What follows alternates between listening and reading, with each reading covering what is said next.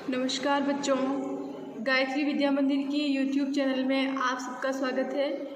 आपकी कक्षा 10 की हिंदी की क्लास में हम पढ़ रहे हैं प्रेमचंद जी की प्रसिद्ध कहानी ईदगाह। कल तक हमने पढ़ा था कि ईद का पर्व आ गया है। सभी घरों में बच्चे जो हैं वो बहुत उत्साहित हैं। सभी बच्चों ने ईदगाह जाने की तैयारियां कर ली हैं और सबसे जो प्रसन्न है बच्चा वो है हामिद। उसके माता पिता नहीं हैं। माता पिता के नाम पर उसके पास बूढ़ी दादी अमीना है जिसकी गोद में सोता है और वह उतना ही प्रसन्न है। उसके अब्बाजान रुपए कमाने गए हैं, बहुत सी थैलियाँ लेकर आएंगे। देखें बाल मनोविज्ञान कि किस प्रकार बच्चे की मानसिकता जो है वो अपने पिता को लेकर के वह कितना उत्साहित है। उसकी दादी के द्वारा उसे ऐसा ही कहा गया है कि उसके पिताजी, उसके अब्बाजान रुपए कमाने हेतु गए हुए हैं और जब लौटेंगे तो बहुत सी थैलियाँ लेकर आएंगे, यानी कि तुम्हारे लिए बहुत सारी सौगातें लेकर आएंगे। अम्मी जान अल्लाह मियाँ के पास, अम्मी जान कहाँ है? हामिद की अम्मी जान कहाँ है? अम्मी जान के विषय में उसे कहा गया है कि वह अल्लाह मियाँ के घर से उसके लिए बड़ी अच्छी चीज़ें लाने गई है, इसीलिए हामिद प्रसन्न है। तो सभी बच्चों में हामिद की प्रसन्नता का अधिक प्रसन्नता होने का कारण क्या है? क्योंकि उससे यही कहा गया है कि उसके अब्बा जान बहुत सारे रुपए कमाने हेतु गए हुए हैं और जब वे लौटेंगे तो बहुत सारी थैलियाँ साथ में लेकर आएंगे और उसकी अम्मी जान भी अल्लाह मियाँ के घर उसके लिए बहुत अच्छी अच्छी चीज़ें लाने के लिए गई है। यही कारण है हामिद के अत्यधिक प्रसन्न होने का। ये तो हम पाठक वर्ग को पता है कि हामिद के अम्मी जान और अब्बा जान कहाँ है, तो इसीलिए पाठक की जो सहानुभूति है, संवेदना है, वह हामिद के प्रति बहुत अधिक उत्पन्न होती है। किंतु हामिद जो है वो इस चीज़ से बेखबर है। किस चीज़ से बेखबर है? कि उसके अब्बा जान और उसकी अम्मी जान अब कभी ना आने के लिए हमेशा के लिए उसके पास से चले गए हैं, उसे छोड़कर चले गए हैं। किंतु उसे इसी प्रकार सुनाया गया है, इसी प्रकार कहा गया है, उसके बाल मन को सांत्वना देने के लिए, उसको प्रसन्न करने के लिए उसकी दादी अमीना ने ये सब कहानी उसे सुना रखी है कि उसके अब्बा जान पैसे कमाने गए हैं, जब लौटेंगे तो बहुत सारी वस्तुएं उसके लिए लेकर आएंगे और उसकी अम्मी जान भी अल्लाह मियाँ के घर बहुत सी अच्छी सी चीज़ें लेने के लिए गई है। तो इस उम्मीद में कि उसके माता पिता जब आएंगे तब उसके लिए सबसे अधिक चीज़ें उसके पास होगी, उसके लिए सब कुछ लेकर आएंगे। तो इस उम्मीद में वह बाल मन जो है वो अत्यधिक प्रसन्नता से भरा हुआ रहता है। अब देखें, आशा तो बड़ी चीज़ है, उम्मीद तो सबसे बड़ी चीज़ होती है। बड़े भी उम्मीद पाल करके बहुत अधिक प्रसन्न रहते हैं। फिर बच्चों की आशा की तो बात ही क्या करें हम। उनकी कल्पना तो राई का पर्वत बना लेती है, यानी कि वे छोटी सी बात को बहुत अधिक सोच करके देखते हैं और बहुत अधिक प्रसन्न होते हैं। राई का पर्वत बनाना यानी छोटी सी बात को बहुत अधिक बड़ा कर देना। हामिद के पाँव में जूते नहीं हैं, सिर पर एक पुरानी धुरानी टोपी है जिसका गोटा काला पड़ गया है, यानी कि उसके पाँव में जूते भी नहीं हैं और सिर पर एक बहुत पुरानी सी टोपी है। क्योंकि इस समुदाय विशेष में सिर पर टोपी पहनना और ख़ासकर विशेषकर ईद के पर्व के अवसर पर टोपी पहनना अनिवार्य होता है। तो जो हामिद के सिर पर जो टोपी है उसका गोटा, उसका टाँका जो है वो काला पड़ गया है। फिर भी वह प्रसन्न है, लेकिन फिर भी वो बहुत खुश है। क्यों खुश है? जब उसके अब्बा जान थैलियाँ और अम्मी जान नियामतें यानी सौगातें, यानी बहुत से अच्छे अच्छे उपहार, तोहफे उसके लिए लेकर आएंगी तो वह दिल के अरमान निकाल लेगा, यानी कि उसके दिल के अरमान, यानी उसके जो सपने हैं, उसके जो ख्वाब है, उसकी जो इच्छाएं हैं, वो सब वह पूर्ण कर लेगा। जब उसकी अब्बा जान और उसकी अम्मी जान जब ये सब चीज़ें उसके लिए लेकर आएंगे तो सारी की सारी इच्छाएं जो है उसकी आज की वो पूरी कर लेगा। और यही सोच कर कि वह बहुत अधिक खुश है। और तब देखिएगा महमूद, मोहसिन, नूरे और सम्मी कहाँ से उतने पैसे निकालेंगे। यानी कि आज इन लोगों के पास मेरे से अधिक पैसे हैं, किंतु जब मेरे अब्बा जान और मेरी अम्मी जान आएंगे, मेरे लिए बहुत सारे पैसे कमा कर लाएंगे, बहुत सारी सौगातें लेकर आएंगे, तब मैं देखूँगा कि इन सब के पास इतने पैसे कहाँ से आते हैं। क्योंकि आज इनके पास हामिद से अधिक पैसे हैं, तो हामिद इस बात से दुखी नहीं है, बल्कि हामिद इस उम्मीद को सोच करके खुश है, प्रसन्न है कि उसके अब्बा जान और अम्मी जान जिस दिन आएंगे उस दिन वह सबसे अधिक भाग्यशाली होगा, उसके पास सबसे अधिक वस्तुएं और पैसे होंगे, और उस दिन उसके सारे मित्र इतने सारे पैसे नहीं ला पाएंगे जितने कि हामिद के पास होंगे। ऐसा सोचता है वह और बहुत अधिक प्रसन्न होता है। और यथार्थ क्या है देखें हामिद के जीवन का। अभागिन अमीना, यथार्थ बोले तो सच्चाई, वास्तविकता, हकीकत क्या है, उसके जीवन का कठोर सत्य क्या है देखें हम। अभागिन अमीना यानी कि हामिद की बूढ़ी दादी अपनी कोठरी में बैठी रो रही है। क्यों रो रही है देखिए, अमीना का दर्द हम समझने का प्रयास करते हैं। आज ईद का दिन और उसके घर में दाना नहीं, अन्न का एक दाना भी नहीं। ईद के पर्व के अवसर पर भी आज आबिद होता, आबिद कौन, हामिद का पिता, आज आबिद होता तो क्या इसी तरह ईद आती और चली जाती। यदि आज उसका पुत्र जीवित होता तो ईद इस तरह से आकर नहीं चली जाती, यानी कि ईद के साथ ही उसके घर में खुशियाँ भी आती। इस अंधकार और निराशा में वह डूबी जा रही थी। अंधकार और निराशा, अंधकार कैसा था, उसका जीवन अभावों से भरा था। ईद जैसा पर्व है और उसके घर में अनाज का एक भी दाना नहीं है, और कमाने वाला बेटा भी उसके जीवन से चला गया है। इस बात की निराशा है, वह बहुत अधिक दुख से डूबी जा रही है, बहुत अधिक दुख में वह दुखी है। और फिर देखो किस तरह से वह विवश हो जाती है। जिस ईद का लोग बड़ी बेसब्री से इंतज़ार करते हैं, उसी ईद को वह कोस रही है। आज उसी ईद को वो, उसके लिए वह ईद मानो अनचाही आ गई है। उस ईद के लिए मानो उसको किसी प्रकार का इंतज़ार ही नहीं था, वो चाहती ही नहीं थी कि ईद का पर्व आए। ऐसा क्यों? क्योंकि ईद मनाने के लिए उसके घर में सुविधाएं नहीं थी, व्यवस्थाएं नहीं थी, अनाज का एक दाना तक उसके घर में नहीं था। किसने बुलाया था इस निगोड़ी ईद को? निगोड़ी एक विशेष प्रकार के गाली है। तो यहाँ अमीना जो है वो इस ईद को गाली देते हुए कहती है कि इस निगोड़ी ईद को किसने बुलाया था, यानी इसकी तो आवश्यकता भी नहीं थी।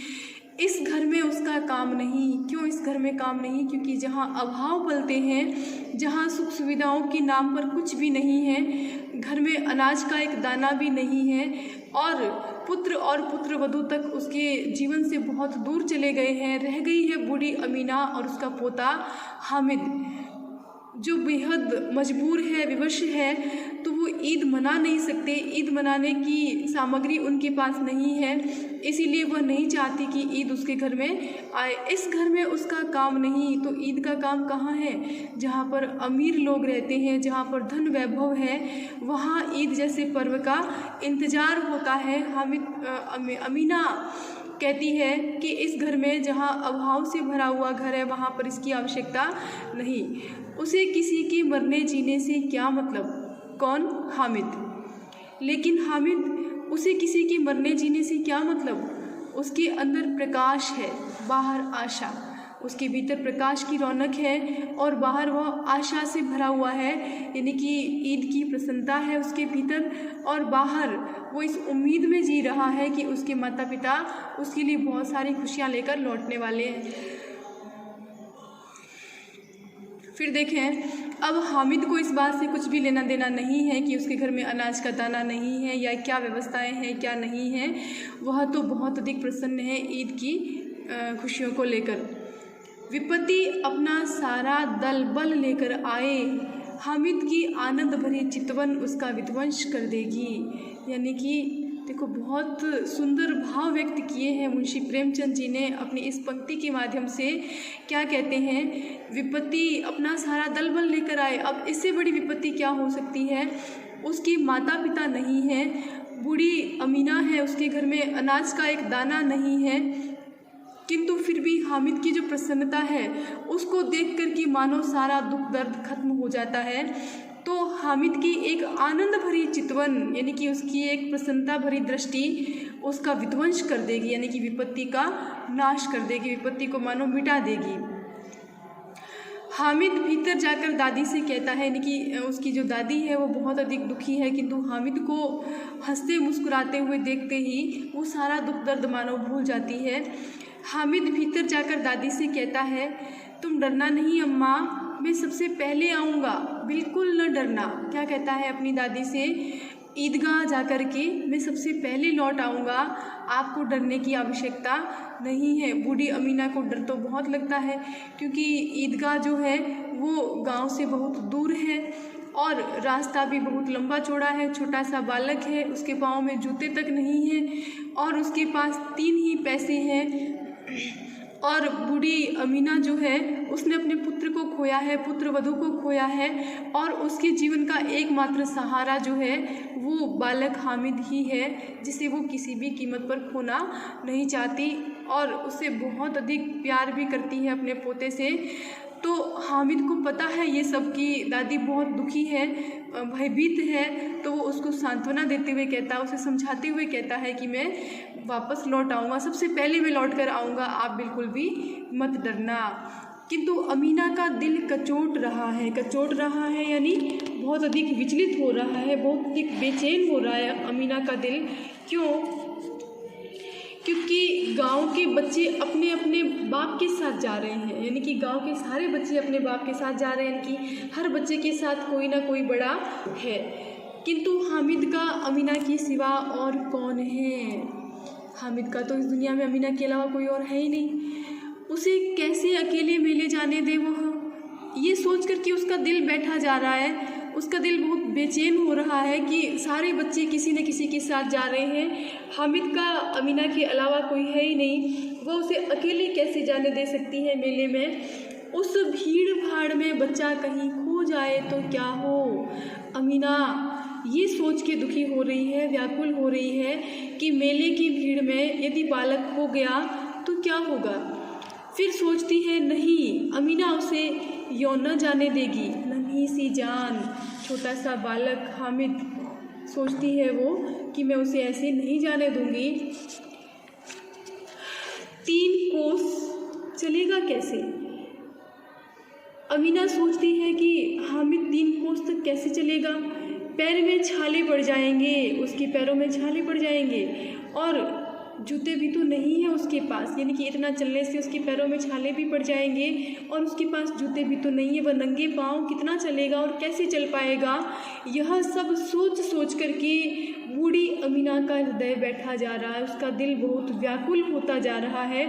वह थोड़ी थोड़ी दूर पर उसे गोद ले लेगी, ऐसा सोचती है अमीना कि वह उसे अकेला नहीं जाने देगी, उसको साथ लेकर जाएगी और थोड़ी थोड़ी दूर पर उसे गोद ले लेगी। लेकिन यहाँ सेवैयाँ कौन पकाएगा, क्योंकि जब वो वापस आएगा ईदगाह जा कर के हामिद, तब उसको सेवैयाँ चाहिएगी खाने के लिए। यहाँ पीछे सेवैयों की व्यवस्था कौन करेगा। और दूसरी बात, यदि पैसे होते तो लौटते लौटते सब सामग्री जमा करके चटपट बना लेती। यदि पैसों की व्यवस्था होती उसके पास तो वह अभी मेले भी चली जाती हामिद को लेकर और वापस लौटते समय सामान लेते आती और आते ही फटाफट वह सेवैयाँ बना लेती। देखो वह कितनी बूढ़ी है, लेकिन फिर भी यदि उसके पास पैसा होता तो वो इतना फटाफट ये सब कर सकती थी, ऐसी वो कल्पना करती है। अपने नन्हे से पोते हामिद को गोदी में लेकर के मेले जाने के बारे में सोचती है, और यदि पैसे होते तो लौटते लौटते सामान लेकर के वह चटपट सेवैयाँ बना लेती, यानी अति शीघ्रता से वह सेवैयाँ की व्यवस्था कर सकती थी। यहाँ तो घंटों चीज़ें जमा करते लगेंगे, क्यों? क्योंकि उसके पास पैसे नहीं हैं और उसे पैसे मांगने पर मिल भी जाएंगे, इसका भी कोई भरोसा विश्वास नहीं है। मांगे का ही तो भरोसा ठहरा, मांगे का भरोसा ठहरा, यानी मांगने पर ही सब कुछ निर्भर है। कि यदि उसे मिलता है तो ईद मनेगी, अन्यथा नहीं। उस दिन फ़हीमन के कपड़े सिले थे। क्या करती है वह? सिलाई का काम करती है अपना घर पालने के लिए। तो उस दिन फ़हीमन के कपड़े सिले थे, 8 आने पैसे मिले थे। उस अठन्नी को ईमान की तरह बचाती चली थी। जिस प्रकार इंसान अपने ईमान की रक्षा करता है, उसी प्रकार वह उस 8 आने पैसे को, उस अठन्नी को बचा रही थी। किसके लिए? इसी ईद के लिए। लेकिन कल ग्वालन सिर पर सवार हो गई। सिर पर सवार होना यानी पास में आकर के परेशान करना, बहुत अधिक परेशान करना। लेकिन कल ग्वालन सिर पर सवार हो गई तो क्या करती? यानी उसको देने पड़े।